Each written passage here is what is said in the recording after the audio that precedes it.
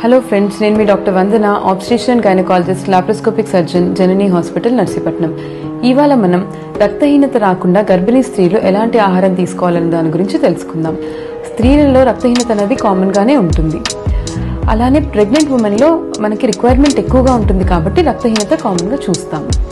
So మనం తీసుకునే ఆహారంలో నాన్ వెజిటేరియన్ ఫుడ్ అంటే మీట్, చికెన్ కానివ్వండి, మటన్ కానివ్వండి, ఫిష్, ప్రాన్స్ ఇలాంటివి తీసుకోవడం వల్ల దీంట్లో హీమ్ ఐరన్ ఉంటుంది.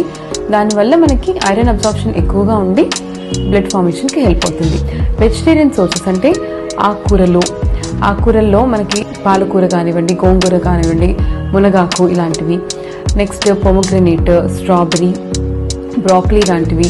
డ్రై ఫ్రూట్స్లో మనకి రేజిన్స్ అంటే కిస్మిస్ అంటారు, and dates and nuts, and మనం బెల్లంలో కానివ్వండి, లేదంటే నువ్వులు, ఇవన్నీ మంచి ఐరన్ కంటెంట్ ఉన్న ఫుడ్స్ అండి. ఇలాంటి ఫుడ్స్ అనేవి మనం తీసుకోవాలి. ఇలాంటి ఫుడ్ అది తీసుకున్నప్పుడు మనం ఐరన్ అబ్జార్ప్షన్ పెంచడానికి వైటమిన్ సి ఉండేవి అంటే లెమన్ జ్యూస్ తాగడం కానీ, లేకపోతే ఆరెంజ్ తినడం, ఆరెంజ్ జ్యూస్ తాగడము, లేదా జాంకాయ తీసుకోవడము, ఇలాంటి అలవాటు మనం చేసుకుంటే మనకి రక్తహీనత అన్నది తక్కువగా ఉంటుంది. అండ్ మనం ఇవి ఫుడ్స్ తీసుకుంటున్న టైంలో టీ కానీ కాఫీ కానీ తీసుకోకపోవడం మంచిది. Thank you.